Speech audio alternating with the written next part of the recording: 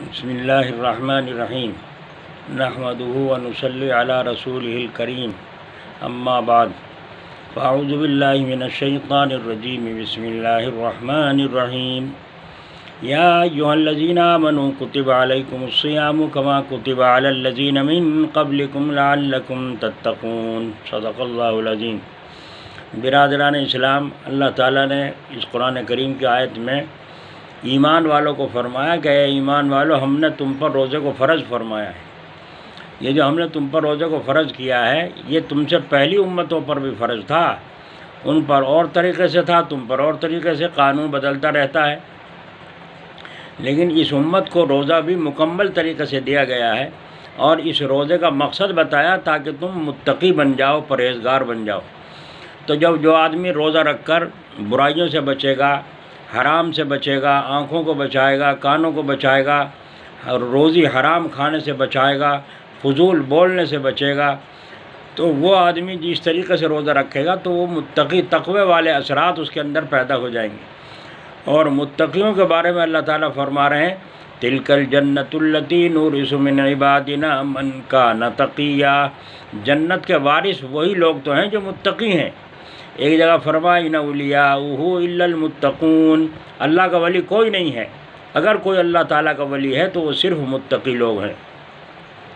تو معلوم ہوا حرام کاموں سے، برائیوں سے بچنے کی ہمت اس روزے کی برکت سے اللہ تعالیٰ عطا فرماتے ہیں۔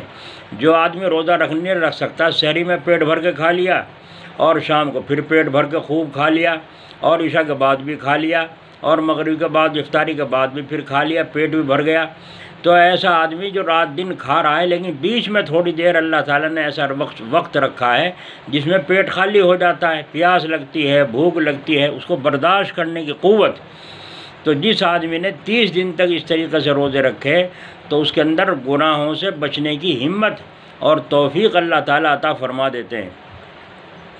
اس لیے میرے بھائیوں، یہ روزے کو بوجھ نہ سمجھیں، اپنے ذمہ وبال نہ سمجھیں۔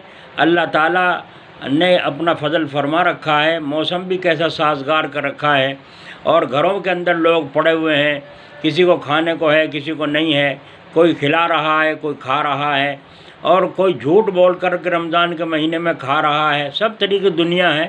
تو ہمیں متقی بننا ہے۔ اور یہ رمضان شریف کا مہینہ جو 10 دن اس کے رحمت کے چل رہے ہیں، اس میں آدمی پر اللہ کی رحمتیں برستی ہیں تو دل صاف ہوتا ہے، بدن صاف ہوتا ہے، بھوک کی ذرا سی وجہ سے، پیاس کی ذرا سی وجہ سے سر سے لے کر پیر تک کے روئیں کے گناہ معاف ہوتے ہیں۔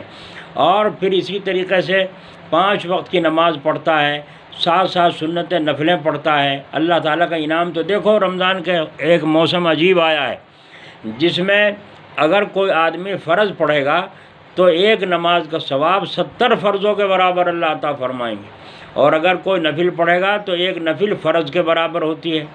تو اللہ تعالیٰ نے بھاؤ کتنا بڑھا دیا اس رمضان کے مہینے میں، اور پھر کرنا کچھ نہیں، لوگ اگر باہر نکلے تو پولیس ڈنڈے مارتی ہے، پھر بھی چوری چھپے سے لوگ بھاگتے ہیں اور نماز پڑھنے کو گھر میں تیار نہیں۔ اور بہت سے لوگ اللہ کے بندے ایسے ہیں جو گھروں میں الحمدللہ سے تراویح بھی پڑھ رہے ہیں، جماعت کر کے نماز بھی پڑھ رہے ہیں، ان کے پیچھے پردہ کر کے عورتیں بھی گھر میں نماز پڑھتی ہیں جی، تو مرد بھی عورت بھی سارے گھر مسجد بن گئی۔ اگر مسجدوں میں نمازی نہیں جا رہے ہیں تو اللہ تعالیٰ نے ادھر دروازہ بند کر کے ادھر کتنا بڑا فضل فرمایا کہ ہر گھر میں مسجد بن گئی، عورتیں بھی، مرد بھی، بچے بھی، سب جماعت کر کے جماعت سے گھر میں نماز پڑھ رہے ہیں۔ کیسی گھر میں برکتیں برس رہی ہیں، کیسی رحمتیں برس رہی ہیں، اور جن کے گھر میں حافظ قرآن ہے وہ سنا رہا ہے۔ تو اس لیے رمضان شریف کے مہینے میں بہت سے لوگ نماز پڑھ لیتے ہیں، تراویح پڑھنا وبال ہے، روزہ رکھنا بھی بوجھ لگتا ہے، تراویح پڑھنا بھی یہ 2 ہی تو کام ہے رمضان شریف میں، دن میں روزہ، رات کی تراویح، اور زیادہ جتنا کرو گے وہ الگ چیز ہے۔ تو اس لیے میرے بھائیوں، آپ حضرات سے اور اپنی ماں بہنوں سے سب سے گزارش کرتا ہوں کہ روزے کا اہتمام پرہیزگاری کے ساتھ پورا کرنے کی کوشش کریں۔ روزے کو پرہیزگار بننا ہے، پر روزداروں کو تو پرہیزگاری کے اعمال اختیار کرنے پڑیں گے۔ اور دوسری چیز یہ ہے، تراویح میں اللہ کا انعام کتنا، ایک سجدے پر حضرت تھانوی رحمۃ اللہ علیہ نے بھی حیات المسلمین میں لکھا ہے کہ تراویح کے ایک سجدے پر 1500 نیکیاں اور ایک محل اللہ تعالیٰ جنت میں عطا فرمائے گا۔ تو بتاؤ ایک ایک سجدے پر اتنا جنت میں گھر مل رہے ہیں تو کتنا محبت سے سجدہ کرنا چاہیے، کتنا لمبا، اگر فرصت ہو تو نفل نماز پڑھ رہے ہیں تو 10 دفعے، 11 دفعے، 70 دفعے، 100 دفعے سبحان رب الاعلیٰ پڑھیں، مستی لے کر پڑھیں۔ تصور کریں اللہ تعالیٰ کے قدموں میں سر رکھ رہا ہوں، سر رکھ کے اللہ کو پکار رہا ہوں۔ تو یہ مزے لینے کا مہینہ ہے، یہ موسم ہے، اللہ نے ایسا موسم بنایا ہے۔ جنت کھول دی، دوزخ بند کر دیا، اور اللہ تعالیٰ نے جو ہے آسمان و زمین کا سارا نظام بدل دیا، مگر بہت سے بد نصیب ایسے ہیں ان کا نظام نہیں بدلا، نہ روزے کو تیار ہیں، نہ تراویح پڑھنے کو تیار ہیں۔ اس لیے افطاری کے وقت میں، سحری کے وقت میں، افطار کے وقت میں سامنے رکھ کر دعا مانگو، بڑے دعا قبول ہوتی ہے۔ روزہ داروں کی دعائیں افطار کے وقت میں قبول ہوتی ہیں۔ سارے دن دریا کی مچھلیاں، جانور بھی روزہ داروں کے واسطے دعا کرتے ہیں جی، اور اسی طریقے سے سحری کھاتے ہیں تو اللہ تعالیٰ اور اس کے فرشتے، ان اللہ و ملائکتہ یصلون علی المتصاحرین، اللہ تعالیٰ اور اس کے فرشتے سحری کھانے والوں پر رحمت فرماتے ہیں۔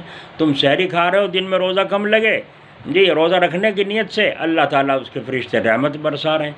تو میرے بھائیوں، اس مہینے کی قدر کریں اور افطاری اور سحری میں دعا کریں، اللہ تعالیٰ اس بلا کو دور فرما دے۔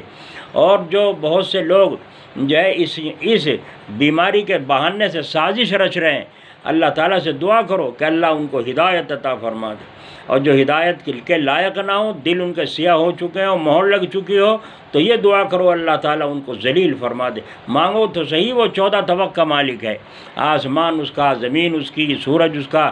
دیکھو سورج چل رہا ہے، چاند چل رہا ہے، جتنے بج کے جتنے منٹ پہ آج نکلا ہے، اگلے سال اس تاریخ میں اتنے بج کے اتنے منٹ پہ نکلے گا۔ تو اس لیے اس مالک سے لو لگانا، آنکھیں بند کرو، توجہ دھیان لگاؤ رب العالمین کے ساتھ، اور قرآن کریم کی تلاوت۔ بہت سے کتنے قرآن پاک پڑھ رہے ہیں، تہجد میں بھی پڑھ رہے ہیں، دن میں بھی پڑھ رہے ہیں، کئی قرآن رمضان شریف میں پورا کر دیتے ہیں۔ اللہ تعالیٰ اپنے فضل سے ہمیں اس مہینے کی برکت نصیب فرمائے۔ تو اس لیے فضول بولنے سے بچیں اور گھروں میں پڑھیں۔ بہت سے نوجوان یوں کہتے ہیں ہم نے روزہ رکھا ہے، دیکھا تھا، ہم سے رکھا نہیں گیا۔ بھائی رکھ کے تو دیکھو، ایک دن ذرا سے 1 گھنٹہ برداشت کر لو، پھر دیکھو اللہ کی رحمت کیسی برستی ہے۔ یہ تو فضیلت ہے کہ روزہ قیامت کے دن اللہ تعالیٰ سے یوں کہے گا، اللہ میری سفارش کو قبول فرما اور اس کی مغفرت فرما دے۔